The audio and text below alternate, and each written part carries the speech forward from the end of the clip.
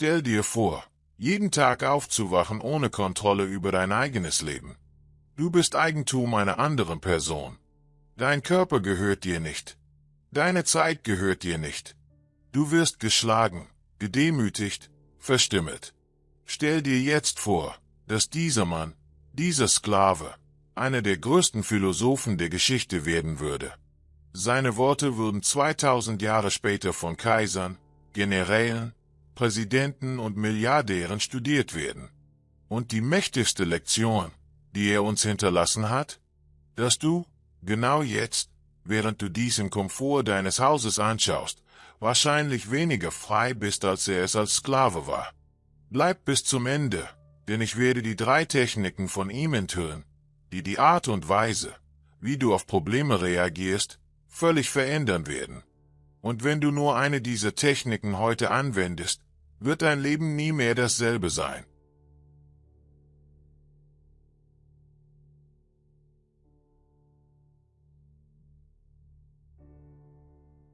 Hierapolis, Jahr 55 nach Christus. Ein Junge wird geboren. Wir kennen seinen wahren Namen nicht.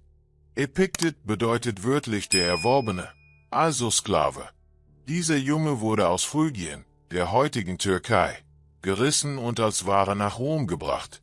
Verkauft. Gekauft. Ohne menschlichen Wert. Ohne Rechte. Ohne Zukunft. Aber hier beginnt etwas Außergewöhnliches.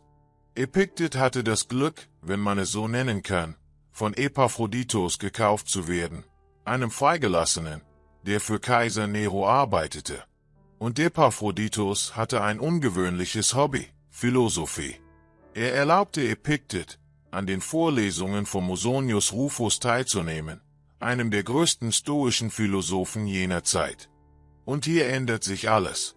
Stell dir vor, du bist Sklave, trägst Wasser, reinigst Dreck, schläfst auf dem Boden.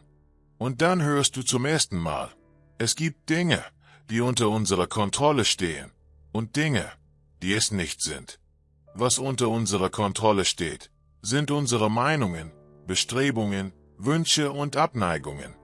Was nicht unter unserer Kontrolle steht, sind unser Körper, Besitztümer, Ruf, Positionen, kurz gesagt, alles, was nicht unsere eigene Handlung ist. Kannst du die Wirkung davon spüren? Du bist Sklave, du hast nichts, du bist nichts in den Augen der Gesellschaft. Aber plötzlich sagt dir jemand, dass es einen Teil von dir gibt, den niemand berühren kann.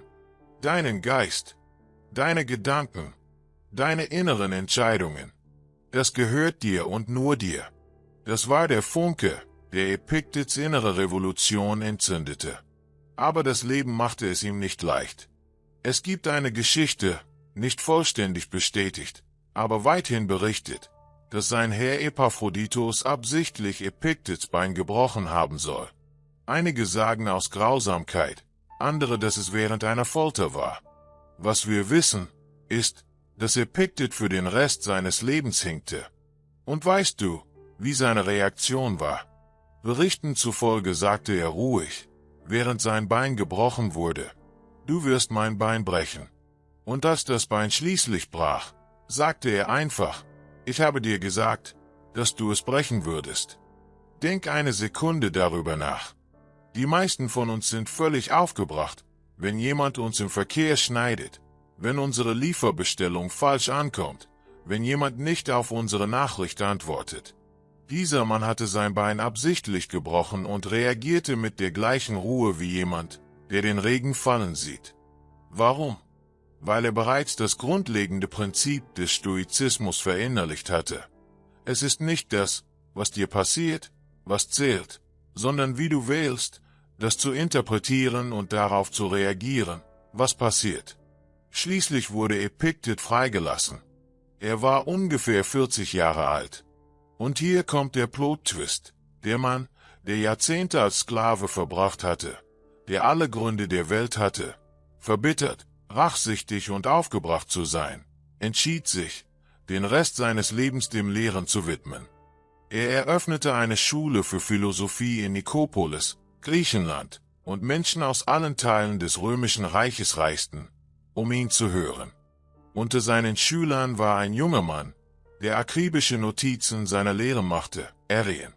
Und dank Arrian haben wir heute das Enchiridion, auch bekannt als Handbuchlein des Epiktet, und die Lehrgespräche, die die transkribierten Vorlesungen des Philosophen sind.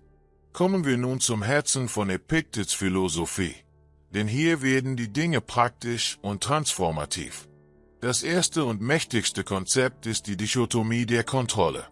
Das ist buchstäblich die Grundlage von allem. Epiktet teilte die Welt in zwei absolute Kategorien: Dinge, die unter unserer Kontrolle stehen, und Dinge, die es nicht sind. Punkt. Keine Grauzone. Was steht unter unserer Kontrolle?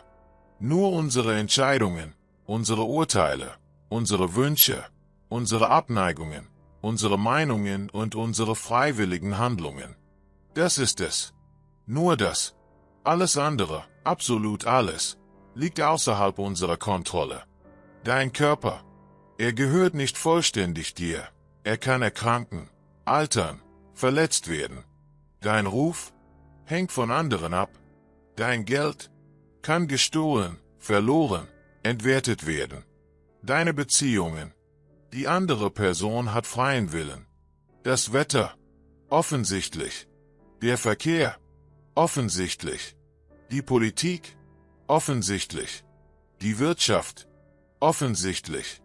Nun, hier ist die revolutionäre Einsicht. Wir verschwenden 90% unserer mentalen und emotionalen Energie damit, Dinge zu kontrollieren, die nicht unter unserer Kontrolle stehen, und vernachlässigen völlig die einzigen Dinge, die wir wirklich kontrollieren können: unsere eigenen Gedanken und Reaktionen.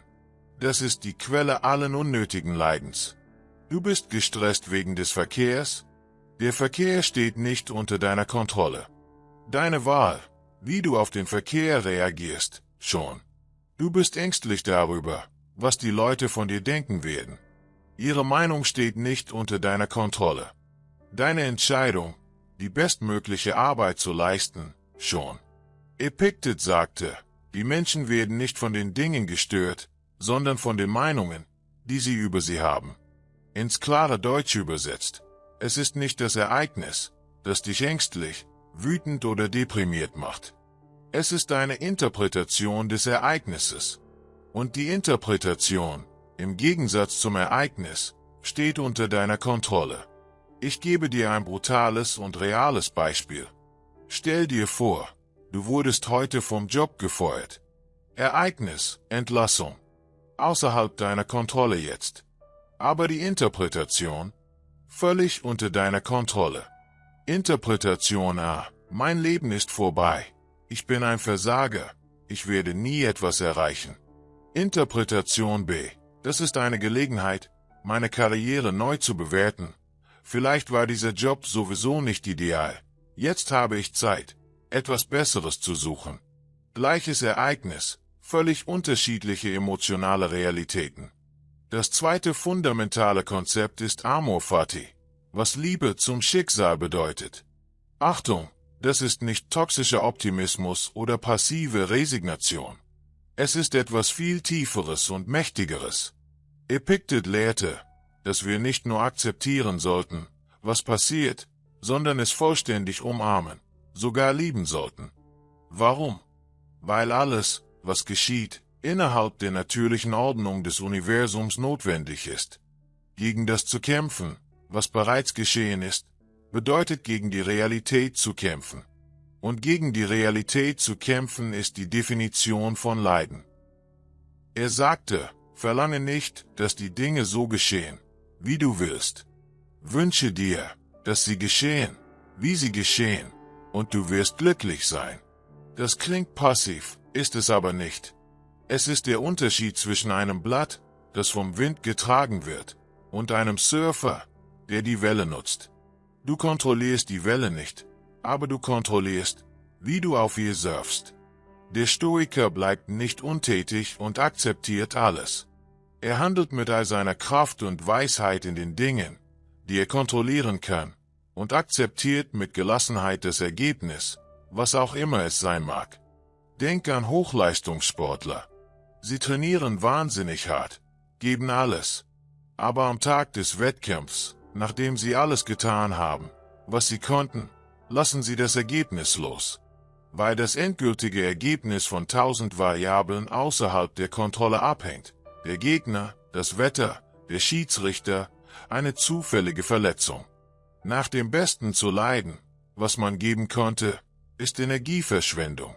Das ist die Weisheit des Amor Fati. Das dritte Konzept ist die Prämeditatio Malorum oder Vorwegnahme der Übel. Das ist kontrovers, weil es gegen alle positive Denkpropaganda verstößt, die heute existiert. Epiktet empfahl, dass du absichtlich die schlimmsten Dinge imaginierst, die passieren könnten. Deinen Job verlieren, einen geliebten Menschen verlieren, krank werden, alles verlieren, was du hast. Warum? Erstens, weil es dich psychologisch vorbereitet. Wenn du bereits das schlimmstmögliche Szenario visualisiert hast, überrascht dich nichts vollständig. Zweitens, weil es dich das schätzen lässt, was du jetzt hast. Wenn du wirklich imaginierst, deine Gesundheit zu verlieren, hörst du auf, dich über kleine Unannehmlichkeiten zu beschweren. Wenn du imaginierst, die Menschen zu verlieren, die du liebst, hörst du auf, wegen Kleinigkeiten zu streiten. Drittens, weil es dir zeigt, dass du überleben würdest. Selbst im schlimmsten Szenario würdest du einen Weg finden. Epiktet praktizierte dies täglich. Er empfahl, dass du vor dem Schlafengehen denkst, morgen kann ich undankbare, arrogante, unehrliche und neidische Menschen treffen. Aber das kann mir nicht schaden, weil ich wähle, wie ich reagiere. Klingt pessimistisch. Es ist das Gegenteil. Es ist maximale mentale Vorbereitung. Kommen wir nun zu den praktischen Anwendungen von all dem in deinem wirklichen Leben. Denn Philosophie, die das Verhalten nicht ändert, ist nur schönes Gerede. Erste praktische Anwendung, die Übung der Dichotomie der Kontrolle in Echtzeit. Ab heute, immer wenn du Angst, Wut oder Frustration fühlst, pausiere und frage, steht es unter meiner Kontrolle? Wenn nicht, lass es sofort los. Visualisiere buchstäblich, wie du loslässt, als würdest du ein Gewicht fallen lassen. Wenn es unter deiner Kontrolle steht, dann handle. So einfach ist das. Reales Beispiel. Du hast jemandem eine wichtige Nachricht geschickt und die Person hat nicht geantwortet. Deine Kontrolle. Du hast eine klare und respektvolle Nachricht geschickt. Außerhalb deiner Kontrolle, wann oder ob die Person antworten wird, was sie denkt, ob sie es gesehen hat oder nicht. Also hör auf, alle 30 Sekunden das Handy zu checken. Lass los. Wenn es wirklich wichtig ist, kannst du morgen eine weitere Nachricht senden. Aber die Angst über die Antwort steht nicht unter deiner Kontrolle und verdient daher nicht deine mentale Energie. Zweite praktische Anwendung, die Technik des sofortigen Reframings. Jedes Mal, wenn etwas Schlechtes passiert, trainiere dein Gehirn, sofort zu fragen, wie kann das gut für mich sein? Welche versteckte Gelegenheit gibt es hier? Den Flug verpasst. Vielleicht hast du etwas Schlimmeres vermieden. Du wirst jemand Interessantes im nächsten Flug treffen. Du wirst Zeit für den Anruf haben, den du aufgeschoben hast. Hat es am Tag deines Events geregnet? Es wird trennen, wer wirklich dort sein wollte. Es wird eine einzigartige Erinnerung schaffen. Es wird deine Anpassungsfähigkeit testen. Achtung, das bedeutet nicht, so zu tun, als wären schlechte Dinge gut. Es bedeutet, dein Gehirn zu trainieren, ein Problemlöser zu sein statt ein Opfer der Umstände. Epiktet wurde verstümmelt und fand Freiheit in der Philosophie. Wenn er Sklaverei und Gewalt in Weisheit verwandeln konnte, kannst du deine kleinen Unannehmlichkeiten in Wachstum verwandeln. Dritte praktische Anwendung, das stoische Tagebuch. Jeden Tag, morgens, schreibe 3 Dinge. Erstens, welche Herausforderungen kann ich heute begegnen? Das ist die Prämeditatio Malorum. Es kann ein gereizter Chef sein, Verkehr, ein schwieriges Gespräch. Visualisiere und bereite dich vor. Zweitens, was steht heute unter meiner Kontrolle? Deine Einstellung, deine Anstrengung, deine Güte, deine Ehrlichkeit. Fokussiere hier deine Energie. Drittens, wofür bin ich dankbar? Das praktiziert Amor Fati und verankert dich in der Gegenwart. Abends reflektiere. Wo habe ich Energie für Dinge außerhalb meiner Kontrolle verschwendet? Wo habe ich schlecht reagiert? Was kann ich morgen besser machen? Epiktet sagte, dass wir unsere Handlungen wie ein Buchhalter Bücher prüfen sollten. Ohne Urteil, aber mit brutaler Ehrlichkeit. 4. praktische Anwendung, die 3-Sekunden-Regel. Wenn etwas Unerwartetes und Negatives passiert, hast du 3 Sekunden automatische Reaktion. Dein primitives Gehirn wird kämpfen oder fliehen wollen. Aber nach diesen 3 Sekunden kannst du bewusst deine Antwort wählen. Trainiere das. Etwas irritiert dich. Zähle 3 Sekunden, atme tief durch und wähle dann, ist es meine Energie wert? Steht es unter meiner Kontrolle? Was ist die weiseste Antwort hier? 5. praktische Anwendung. Praktiziere freiwillige Loslösung. Einmal im Monat lebe absichtlich einfacher. Schlafe auf dem Boden. Esse es nur Reis und Bohnen. Nimm kalte Duschen. Trage einfache Kleidung. Warum? Um dir selbst zu beweisen, dass du nicht so viel brauchst, wie du denkst. Epiktet sagte, wer sich nicht mit wenigem zufrieden gibt, gibt sich mit nichts zufrieden. Wenn du freiwillig Unbehagen erlebst, verliert es die Macht über dich. 6. praktische Anwendung, die Charaktertechnik. Wenn du einer schwierigen Situation gegenüberstehst, frage, wie würde Epiktet hier reagieren? Wie würde die beste Version von mir reagieren? Das schafft psychologische Distanz und ermöglicht dir, auf deine Weisheit statt auf deine Impulse zuzugreifen. Es ist buchstäblich vorzutäuschen, bis man es wird. Du handelst, wie jemand Weises handeln würde, und wirst schließlich weise. Lass uns nun über die größten Fehler sprechen, die Menschen machen, wenn sie versuchen, den Stoizismus anzuwenden, denn viele Leute machen es falsch und frustrieren sich. Fehler Nummer 1. Stoizismus mit emotionaler Unterdrückung verwechseln. Das ist es nicht. Epiktet war kein Roboter ohne Gefühle. Er fühlte alles, wurde aber nicht von Gefühlen kontrolliert. Du kannst Wut fühlen und wählen, nicht mit Wut zu handeln. Du kannst Angst fühlen und trotzdem mutig sein. Du kannst Traurigkeit fühlen und wählen, nicht von Traurigkeit verzehrt zu werden. Der Stoiker eliminiert keine Emotionen, er beobachtet sie, ohne sich vollständig mit ihnen zu identifizieren. Fehler Nummer 2. Stoizismus als Ausrede benutzen, nicht zu handeln.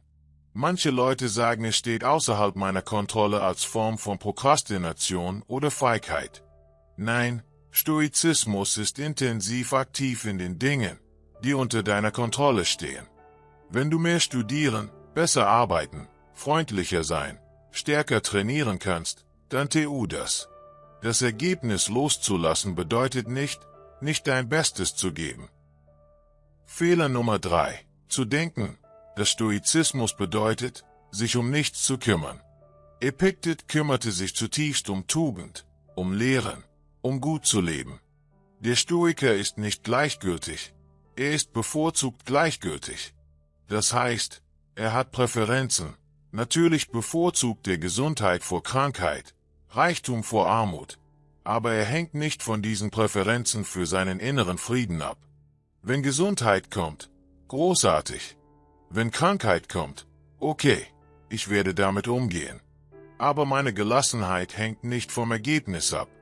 Fehler Nummer 4. Versuchen, allein stoisch zu sein.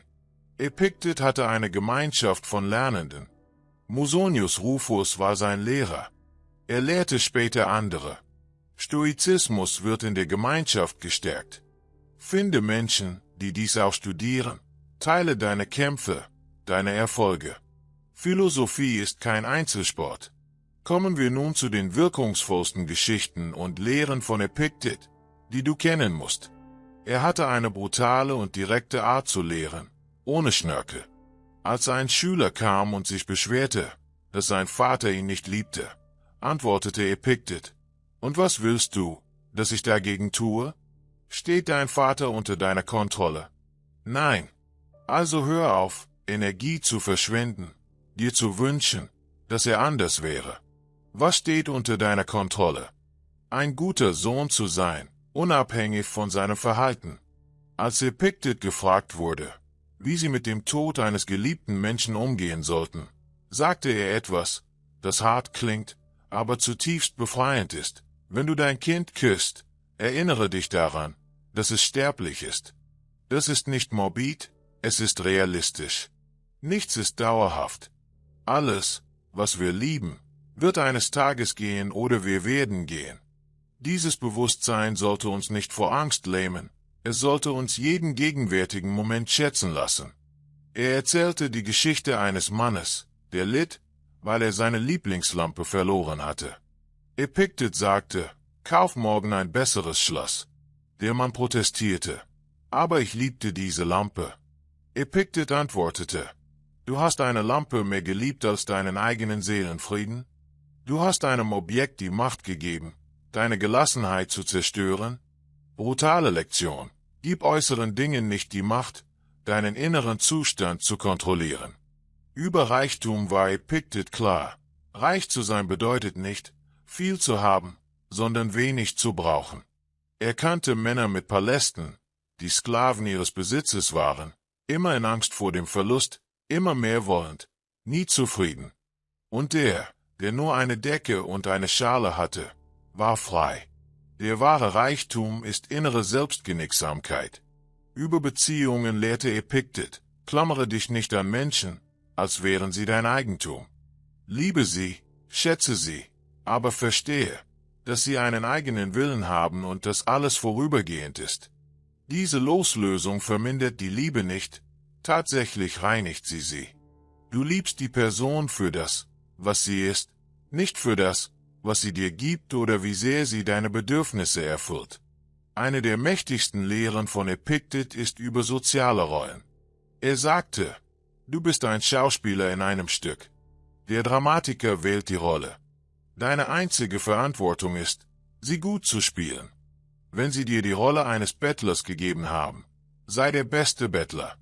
Wenn sie dir die Rolle eines Königs gegeben haben, sei der beste König.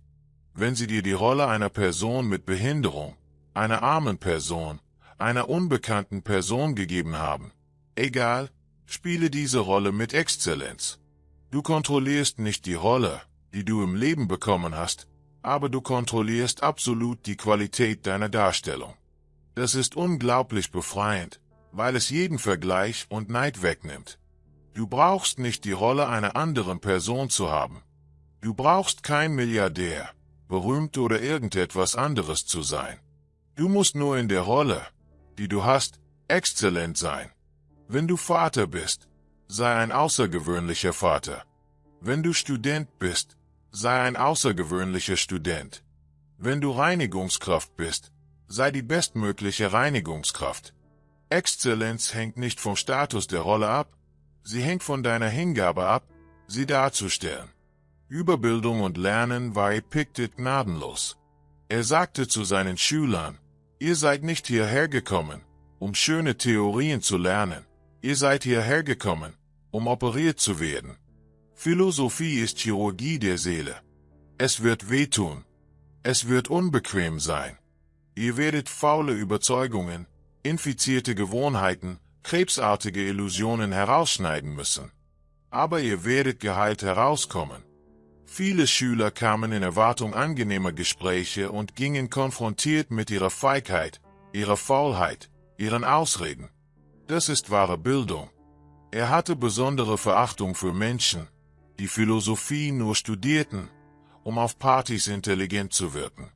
Er sagte, du studierst keine Medizin, um über Medizin sprechen zu können, du studierst, um zu heilen. Das Gleiche mit Philosophie. Du studierst nicht Stoizismus, um Menschen zu beeindrucken, du studierst, um besser zu leben. Wenn deine Philosophie dein Verhalten nicht ändert, ist sie nutzlos. Über den Umgang mit Beleidigungen und Kritik hatte Epiktet eine geniale Technik. Er sagte, wenn dich jemand beleidigt, erinnere dich daran, dass diese Person nur ihre Meinung über dich ausdrückt, die aus ihrer begrenzten Perspektive gebildet wurde. Du bist nicht verpflichtet, diese Meinung als Wahrheit zu akzeptieren. Wenn dich jemand Idiot nennt und du kein Idiot bist, Warum solltest du dich beleidigt fühlen? Es ist, als würde jemand sagen, du hättest 3 Köpfe. Hättest du 3 Köpfe? Nein. Also warum sich stören lassen? Und wenn die Kritik wahr ist, danke für die nützliche Information und verbessere dich. Aber seine fortgeschrittenste Technik war diese. Wenn dich jemand beleidigt, danke innerlich. Warum? Weil diese Person dir eine Gelegenheit gibt, Geduld, Demut und Selbstbeherrschung zu praktizieren. Sie ist in diesem Moment dein Lehrer der Tugend. Das kehrt die Machtdynamik vollständig um. Die Person, die versucht, dich zu verletzen, wird unfreiwillig zu deinem Wohltäter. Lass uns nun darüber sprechen, wie Epiktet Erfolg und Misserfolg sah, denn das wird deinen Verstand sprengen. Für ihn gibt es keinen äußeren Misserfolg, der zählt. Es gibt nur moralischen Misserfolg. Wenn du versucht hast, etwas zu tun, dein Bestes mit Weisheit und Tugend gegeben hast, aber das Ergebnis negativ war, bist du nicht gescheitert. Du warst exzellent. Das Ergebnis stand nicht unter deiner Kontrolle. Wenn du äußeren Erfolg hattest, aber deine Werte verraten, gelogen, feige gewesen bist, bist du kläglich gescheitert, egal wie viel du gewonnen hast. Diese Definition von Erfolg ist völlig anders als das, was die Gesellschaft lehrt. Die Gesellschaft sagt, Erfolg ist Geld, Ruhm, Macht, Aussehen. Epiktet sagt, Erfolg ist, im Einklang mit der rationalen Natur zu leben, Tugend zu praktizieren, deine innere Integrität zu bewahren, egal was äußerlich passiert. Ein tugendhafter Sklave ist erfolgreicher als ein korrupter Kaiser. Und das ist keine abstrakte Theorie. Epiktet lebte das. Er war Sklave, wurde verstümmelt, war arm. Aber er war frei, weise und einflussreich auf eine Weise, wie die meisten Reichen und Mächtigen seiner Zeit es nie waren. 2000 Jahre später studieren wir immer noch seine Worte. Wer war der Kaiser, dem sein Heer diente? Die meisten Menschen wissen es nicht einmal. Wer war sein Herr Epaphroditus? Von der Geschichte vergessen. Wer ist Epiktet? Unsterblich. Lass uns über Epiktets Sicht auf Glück sprechen, denn sie ist radikal und notwendig. Er sagte, suche nicht das Glück. Strebe danach, im Einklang mit der Natur zu leben, und das Glück wird als Folge kommen. Was bedeutet es, im Einklang mit der Natur zu leben? Es bedeutet, deine Vernunft zu nutzen, Tugend zu praktizieren, dich auf das zu konzentrieren, was unter deiner Kontrolle steht, zu akzeptieren, was es nicht ist, der menschlichen Gemeinschaft nützlich zu sein. Tu das und du wirst etwas Besseres haben als momentanes Glück. Du wirst Eudaimonia haben, menschliches Gedeihen, ein gut gelebtes Leben. Das moderne Glück besteht darin, Vergnügen zu suchen und Schmerz zu vermeiden. Es ist oberflächlich und abhängig von äußeren Umständen. Du bist glücklich, wenn die Dinge gut laufen, und unglücklich, wenn sie schlecht laufen. Das macht dich zum Sklaven der Umstände. Die stoische Eudaimonia ist unabhängig. Du kannst körperlichen Schmerz haben und trotzdem Eudaimonia haben. Du kannst arm sein und Eudaimonia haben. Du kannst sterben und Eudaimonia haben. Denn Eudaimonia kommt von innen, davon zu wissen, dass du richtig lebst. Epiktet hatte eine schöne Analogie dazu. Er sagte, du bist wie ein Hund, der an eine Kutsche in Bewegung gebunden ist. Die Kutsche wird ihren Weg gehen, du kontrollierst das nicht. Aber du hast 2 Optionen. Du kannst zusammen mit der Kutsche laufen, ausgerichtet, fließend, und die Reise wird glatt sein. Oder du kannst Widerstand leisten, geschleift werden, dich verletzen, unnötig leiden. Die Kutsche kümmert sich nicht. Das Schicksal wird seinen Lauf nehmen. Deine einzige wirkliche Wahl ist, ob du mit ihm fließen oder von ihm geschleift werden wirst. Das mag fatalistisch klingen, ist es aber nicht. Denn innerhalb der Bewegung der Kutsche wirst du immer noch, wie du läufst, wie du dich verhältst, ob du bellst oder still bleibst, ob du die Landschaft beobachtest oder dich über den Weg beschwerst. Dein Charakter, deine Tugenden, deine Entscheidungen von Moment zu Moment, das gehört dir. Und das ist alles, was zählt. Nun der Teil, den die meisten Menschen über Epiktet ignorieren, aber der wesentlich ist, seine Sicht auf Pflicht und sozialen Beitrag. Er war kein isolierter Eremit. Er glaubte, dass Menschen soziale Tiere sind und dass wir Pflichten füreinander haben. Du hast die Pflicht, ein guter Bürger, ein guter Nachbar, ein gutes Familienmitglied, ein guter Freund zu sein. Nicht für eine Belohnung, sondern weil es richtig ist. Er sagte, was ist meine Pflicht?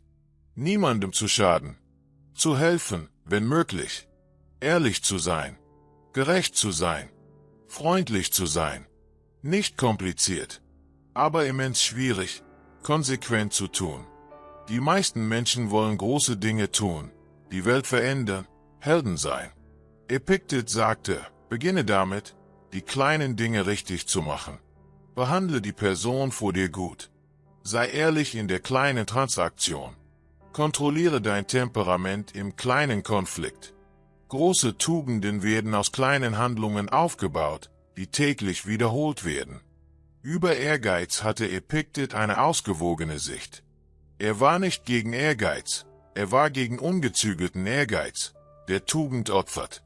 Sich verbessern, wachsen, Dinge erreichen zu wollen, das ist natürlich und gut. Aber nicht um jeden Preis.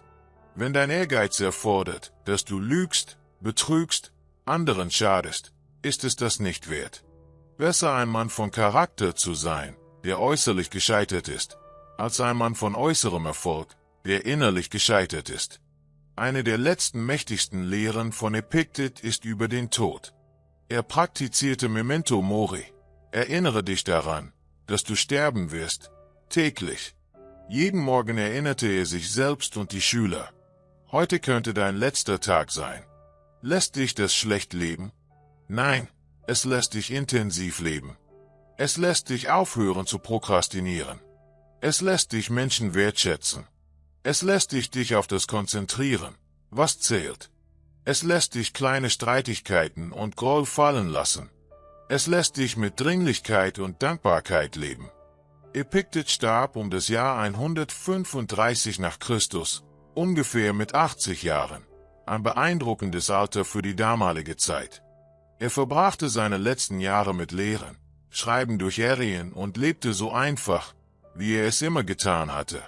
Er lehnte Reichtum ab, lehnte Machtpositionen ab, lehnte übermäßigen Komfort ab. Er lebte und starb nach seinen Prinzipien. Und hier ist sein Vermächtnis, das dich tief beeindrucken muss. Ein Mann, der in den schlimmstmöglichen Umständen geboren wurde, Sklaverei, fand absolute Freiheit durch Philosophie. Er hatte nichts und war alles. Währenddessen, wie viele Menschen haben heute alles materiell und sind innerlich nichts? Wie viele haben äußere Freiheit, sind aber Sklaven ihrer Ängste, ihrer Laster, ihrer Unsicherheiten, ihrer Bedürfnisse nach Anerkennung? Du, der du das jetzt anschaust, hast mehr Ressourcen, mehr Möglichkeiten, mehr äußere Freiheit als Epiktet jemals hatte. Die Frage ist, hast du seine innere Freiheit? Kontrollierst du deine Reaktionen? Lebst du nach deinen Werten? Konzentrierst du dich auf das, was unter deiner Kontrolle steht? Akzeptierst du, was es nicht ist? Praktizierst du Tugend unabhängig von den Umständen? Wenn die Antwort Nein ist, fühle dich nicht schlecht, fühle dich motiviert. Denn das bedeutet, dass du gigantischen Raum für Wachstum hast. Und die Werkzeuge sind alle hier, getestet über 2000 Jahre, validiert von Kaisern, Generälen, Führern und gewöhnlichen Menschen, die ihr Leben verändert haben. Epiktets Philosophie ist nicht zum Bewundern da, sie ist zum Praktizieren da. Sie ist nicht akademisch zu studieren, sie ist täglich zu leben. Es beginnt heute, jetzt, mit der nächsten Entscheidung, die du treffen wirst, mit der nächsten Reaktion, die du wählen wirst, mit dem nächsten Mal, wenn etwas außerhalb deiner Kontrolle gerät und du entscheidest, ob du geschleift wirst oder fließen wirst. Epiktet sagte, wie lange wirst du warten, bevor du das Beste von dir selbst verlangst? Diese Frage wurde vor 1900 Jahren gestellt und ist immer noch relevant. Wie lange wirst du warten, bis du mehr Geld hast, bis du den richtigen Job hast, bis die perfekten Umstände da sind? Diese Ausreden waren für einen verstümmelten Sklaven in Rom nicht gültig, also sind sie definitiv nicht für dich jetzt gültig. Exzellenz ist jetzt für dich verfügbar. Tugend ist jetzt verfügbar. Innere Freiheit ist jetzt verfügbar. Sie hängt von nichts Äußerem ab. Sie hängt nur von deiner Wahl ab, zu beginnen zu praktizieren. Aufzuhören, Opfer der Umstände zu sein und Meister deiner Antworten zu werden. Wenn dieses Video dich beeinflusst hat, wenn hier etwas Resonanz gefunden hat, dann hast du jetzt eine Entscheidung zu treffen. Du kannst dieses Video schließen, zum unendlichen Scrollen zurückkehren, alles in 10 Minuten vergessen und weiterhin als Sklave deiner Emotionen, der Meinungen anderer, der äußeren Umstände leben. Oder du kannst entscheiden, dass heute der Tag ist, an dem du deine stoische Reise beginnst. Heute ist der Tag, an dem du aufhörst zu klagen und anfängst zu handeln. Heute ist der Tag, an dem du erkennst, was unter deiner Kontrolle steht, und den Rest loslässt. Und wenn du wirklich tief darin eintauchen willst, wenn du Teil einer Gemeinschaft sein willst, die diese Prinzipien praktiziert, dann musst du jetzt diesen Kanal abonnieren. Nicht morgen, nicht später, jetzt. Warum? Weil jedes Video, das wir hier veröffentlichen, darauf ausgelegt ist, dich stärker, weiser, freier zu machen. Es ist kein oberflächlicher Selbsthilfe-Content. Es ist alte Philosophie, angewendet auf die brutale moderne Welt, in der wir leben. Wenn du abonnierst und die Glocke aktivierst, wirst du wöchentlich Videos über die anderen großen Stoiker erhalten wie Seneca, der Berater des verrücktesten Kaisers Roms war und überlebte, indem er die tiefgründigsten Briefe über das gute Leben schrieb. Marcus Aurelius, der buchstäblich der mächtigste Mann der Welt war und dennoch jeden Abend ein Tagebuch schrieb, um sich daran zu erinnern, demütig zu sein. Zeno, der diese ganze philosophische Schule nach dem Verlust von allem in einem Schiffswrack gründete. Cato, der lieber starb, als seine Prinzipien zu kompromittieren. Aber über die antiken Stoiker hinaus wirst du lernen, wie du diese Ideen in spezifischen modernen Situationen anwendest. Wie du Stoizismus nutzt, um mit Angst und Depression umzugehen. Wie du ihn für gesündere Beziehungen nutzt. Wie du ihn zum Aufbau eines Unternehmens nutzt. Wie du ihn nutzt, um ein besserer Athlet zu werden. Wie du ihn nutzt, um ein besserer Vater zu sein. Wie du ihn nutzt, um Traumata zu überwinden. Wie du ihn nutzt, um einen Sinn zu finden. Dieser Kanal ist nicht über schöne Theorie. Es geht um echte Transformation. Darum, dass du die stärkste und weiseste Version von dir selbst wirst. Und ich brauche, dass du etwas sehr Wichtiges verstehst. Du bist nicht zufällig auf dieses Video gestoßen. Du bist hier, weil ein Teil von dir weiß, dass du dich verändern musst, dass du wachsen musst, dass du aufhören musst, im Autopilot zu leben und auf alles zu reagieren, und anfangen musst, absichtlich zu leben und deine Antworten zu wählen. Epiktet würde sagen, dass dieser Moment jetzt eine Wahl unter deiner Kontrolle ist. Du kannst ignorieren, was du hier gelernt hast, und zu alten Mustern zurückkehren. Oder du kannst den ersten Schritt machen, indem du abonnierst, dich verpflichtest, entscheidest, dass du anders sein wirst, dass du besser sein wirst, dass du die Philosophie praktizieren und sie nicht nur passiv konsumieren wirst. Wenn du auf Abonnieren klickst, tust du mehr, als nur einem Kanal zu folgen. Du erklärst dir selbst, dass du bereit für die Arbeit bist. Denn ich werde dir nicht vorlügen, das ist Arbeit. Denkmuster von Jahrzehnten zu ändern ist schwer. Deine Reaktionen zu kontrollieren, wenn alles in dir explodieren will, ist schwer. Das zu akzeptieren, was du nicht ändern kannst, wenn jede Faser deines Seins Widerstand leisten will, ist schwer. Aber weißt du, was schwerer ist? Ein ganzes Leben als Sklave deiner Ängste, deiner Unsicherheiten, deiner Umstände zu leben und am Ende zu erkennen, dass du das einzige Leben, das du hattest, verschwendet hast. Also ist die Wahl deine. Epiktet kann es nicht für dich tun. Ich kann es nicht für dich tun. Nur du kannst entscheiden. Aber ich kann dir das sagen. Es gibt Tausende von Menschen in dieser Gemeinschaft, die diese Wahl getroffen haben, die diese Prinzipien praktizieren, die jeden Tag stärker werden, und sie werden dir sagen, dass es die beste Entscheidung war, die sie je getroffen haben. In den Kommentaren unten möchte ich, dass du schreibst, welche Lehre von Epictet dich in diesem Video am meisten beeinflusst hat und wie du sie heute anwenden wirst. Nicht morgen, heute. Denn wie Epictet sagte, wie lange wirst du warten, bevor du das Beste von dir selbst verlangst? Die Zeit ist jetzt. Die Entscheidung ist deine. Und ich sehe dich im nächsten Video. Stärker, weiser, freier. Abonniere jetzt.